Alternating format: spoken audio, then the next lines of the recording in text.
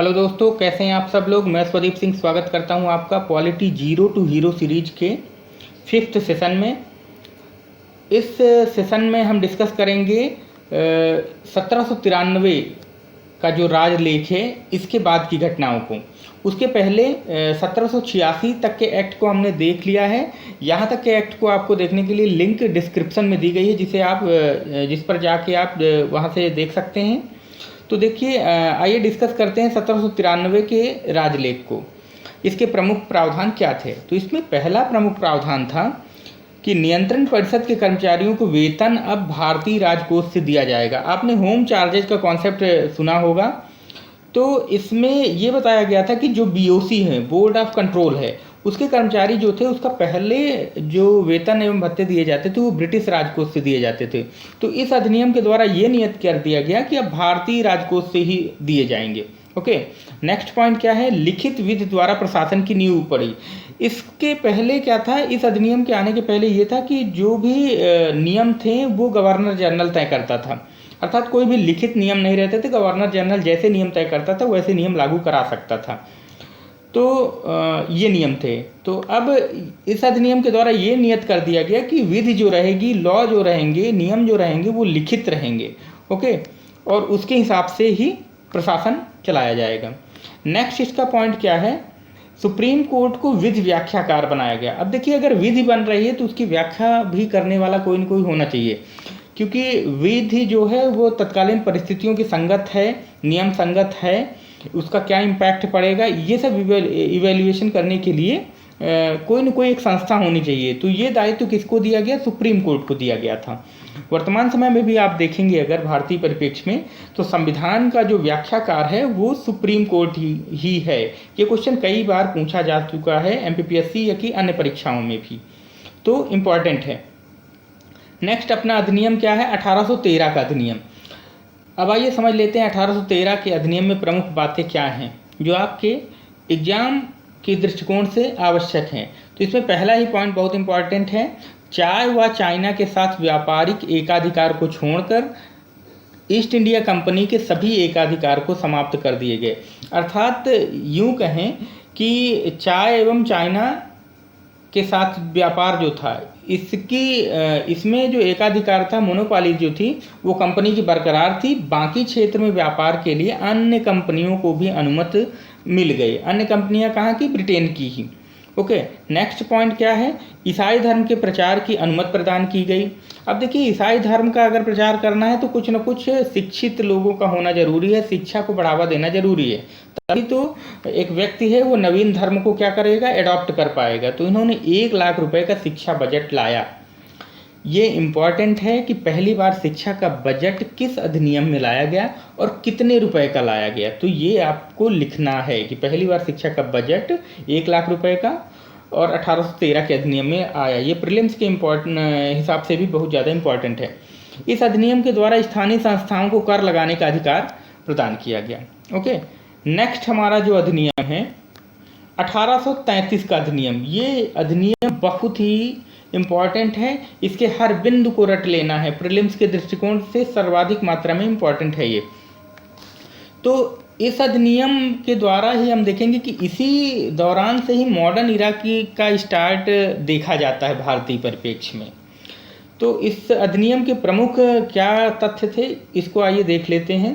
तो इस अधिनियम के द्वारा बंगाल के गवर्नर को भारत का गवर्नर जनरल बना दिया गया। पहले कौन थे, विलियम बेंटिंक साहब। यही क्वेश्चन डायरेक्ट आ जाता है कि बंगाल के गवर्नर जनरल भारत का गवर्नर जनरल पहली बार कब बना। ओके, तो ये 1833 के अधिनियम के द्वारा बना। पहले कौन थे, विलियम बेंटिंक साहब। तो हुआ क्यों ऐसा, ये आप देख लेते हैं कि 1818 तक आते आते यहाँ पे मराठाज भी हार जाते हैं और कोई भी लगभग भारत के ऊपर ब्रिटिशर्स का शासन हो जाता है। तो अभी तक क्या था कि गवर्नर जनरल का जो क्षेत्र था वो बंगाल एवं आसपास का एरिया था। अब उसके बाद इनके पास काफ़ी मात्रा में टेरिटरी आ जाती है, तो इन्होंने एक यूनाइट राज्य बनाने का संकल्प किया, एकीकृत सरकार गठन करने का संकल्प किया और उसको पारित किया। इस अधिनियम के द्वारा मतलब भारत शासन का मतलब संपूर्ण भारत में शासन सत्ता को स्थापित कर दिया गया आधिकारिक तौर पर। उसके पहले तक क्या था कि ब्रिटिश के अधिपत्य में जो क्षेत्र था उस पर वो राज्य कर ही रहे थे। नेक्स्ट, इस अधिनियम के प्रमुख प्रावधान क्या है? तो इस अधिनियम के द्वारा विधिक सहायक के रूप में चौथे विधिक सदस्य कौन है? लॉर्ड मैकाले साहब आए। ये विधिक सदस्य थे, इन्होंने ही आपकी आईपीसी एवं सीआरपीसी का निर्माण किया था। ठीक है, तो ये क्वेश्चन इंपॉर्टेंट है, चौथे विधिक सदस्य के रूप में कौन आया? तो क्वेश्चन में आप डायरेक्ट टिक लगाएंगे, लॉर्ड मैकाले साहब है। प्रथम विधि आयोग के अध्यक्ष कौन थे? तो कौन थे? लॉर्ड मैकाले साहब। ओके, नेक्स्ट अगला इसमें क्या पॉइंट है कि पहली बार भारतीयों को समानता का अधिकार दिया गया। ये पूर्णतः समानता का अधिकार नहीं था, कुछ बिंदुओं पर इन्होंने समानता दी गई थी। ओके, नेक्स्ट पॉइंट क्या है? 1800 इसी अधिनियम में ये मेंशन था तो कि दास प्रथा का अंत किया जाना है, तो जिसका अंत 1843 में हो जाता है, दास प्रथा का अंत कर दिया जाता है। सिविल सेवा में नॉमिनेशन के आधार पर प्रवेश दिया गया। ठीक है, सिविल सेवा में नॉमिनेशन के आधार पर, सिविल सेवा हेतु नॉमिनेशन के आधार पर क्या किया गया? प्रवेश दिया गया। अगला क्या है? गवर्नर जनरल को पूरे भारत के लिए बजट बनाने का अधिकार दिया गया। ये भी इम्पॉर्टेंट पॉइंट है कि पहली बार गवर्नर जनरल को पूरे भारत के लिए बजट बनाने का अधिकार किस अधिनियम के द्वारा दिया गया? तो आप टिक लगा के क्या आएंगे? 1833 के अधिनियम के द्वारा। नेक्स्ट पॉइंट क्या है? अगला पॉइंट आप देखेंगे कि गवर्नर जनरल द्वारा पारित विधेयक को अब अधिनियम कहा जाने लगा। तो वर्तमान में भी आप देखते हैं कि जो भी विधेयक पारित करता है, राष्ट्रपति की अंतिम मोहर लगती है संसद के बाद, तो वो जो विधेयक होता है उसको एक्ट ही कहा जाता है, विधेयक जो है अधिनियम बन जाता है। ठीक है, व्यापारिक एकाधिकार जो था किसका? ब्रिटिश ईस्ट इंडिया कंपनी का, चाय और चाइना सहित संपूर्ण समाप्त कर दिया गया। अर्थात अब कंपनी मात्र एक एडमिन यूनिट बनकर रह गई, एक प्रशासनिक इकाई बनकर रह गई, उसके पूरे व्यापारिक एकाधिकार समाप्त कर दिया गया। अब धीरे धीरे आप देख रहे होंगे कि धीरे धीरे आप ये समझ पा रहे होंगे कि यहाँ से क्या हो रहा था कि ब्रिटिश क्राउन जो था वो टेक ओवर कर रहा था पूरे भारत के शासन को, पर वो ग्रेजुअली कर रहा था, इकट्ठा उसने नहीं किया। ठीक है, अगला अधिनियम जो इम्पोर्टेंट है 1853 का अधिनियम।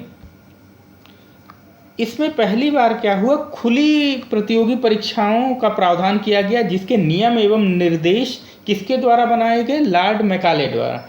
ओके, यहाँ पे आप देखेंगे कि ओपन कंपटीशन कराए गए सिविल सर्विसेज एग्जाम के लिए। दूसरा क्या था? दूसरे विधि आयोग की स्थापना की गई। ये कोई इंपॉर्टेंट पॉइंट नहीं है।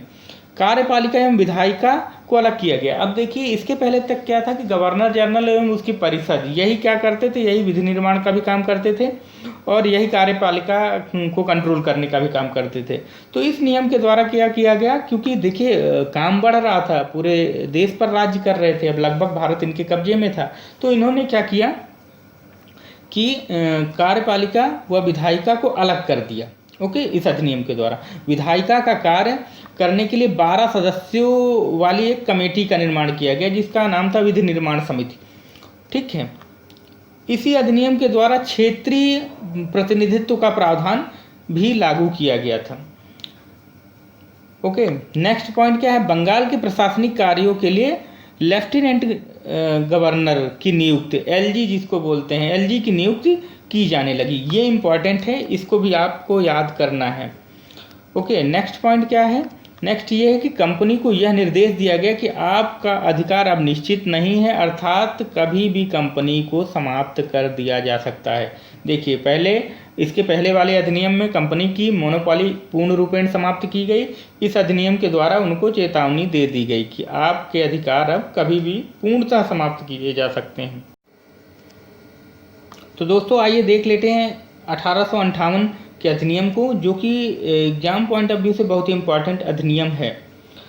तो आप इसके पहले देखेंगे कि 1857 की आज़ादी की पहली क्रांति हो चुकी थी, तो इसके बाद आनन फानन में ये 1858 का अधिनियम लाया गया।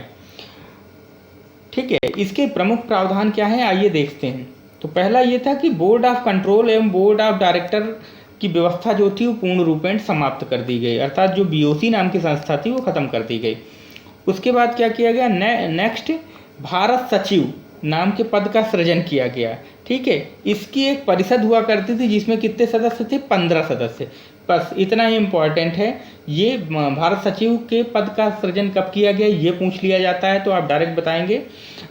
जो अधिनियम था 1858 के अधिनियम द्वारा, उसकी परिषद में कितने सदस्य थे? तो उसकी परिषद में 15 सदस्य थे। ठीक है, अब गवर्नर जनरल के दो रूप हो गए। दो रूप कौन कौन से हो गए? अब गवर्नर जनरल को वायसराय भी कहा जाने लगा। ठीक है, पहले गवर्नर जनरल था मात्र, अब उसका वायसराय भी एक रूप बन गया। ठीक है, अर्थात जब वो सैन्य मामलों के काम देखता था तब वो गवर्नर जनरल रहता था, और जब वो राजाओं के सामने उपस्थित होता था, राजकाज के काम देखा करता था, तो वो वायसराय के रूप में देखा जाता था। ओके, इस एक्ट को शिक्षित भारतीयों ने अपने अधिकारों का मैग्ना कार्टा कहा। तो ये डायरेक्ट स्टेटमेंट वाले क्वेश्चन आ जाते हैं कि किस अधिनियम को शिक्षित भारतीयों द्वारा अपने अधिकारों को मैग्ना कार्टा कहा गया? तो 1858 के अधिनियम को कहा गया। नेक्स्ट क्या है? सचिव और भारत परिषद को सम्मिलित रूप से होम गवर्नमेंट कहा गया, गृह सरकार कहा गया। ये गृह नहीं, गृह सरकार है। होम गवर्नमेंट इसको बोला जाता था। सचिव हो गया और उसकी परिषद में कितने लोग थे? 15 सदस्य थे। तो आई होप दोस्तों वीडियो आपको पसंद आया होगा। वीडियो को आप लोग रेट करें, रिव्यू करें, रिकमेंड करें और सब्सक्राइब करना ना भूलें। मिलते हैं नेक्स्ट वीडियो में। Thank you.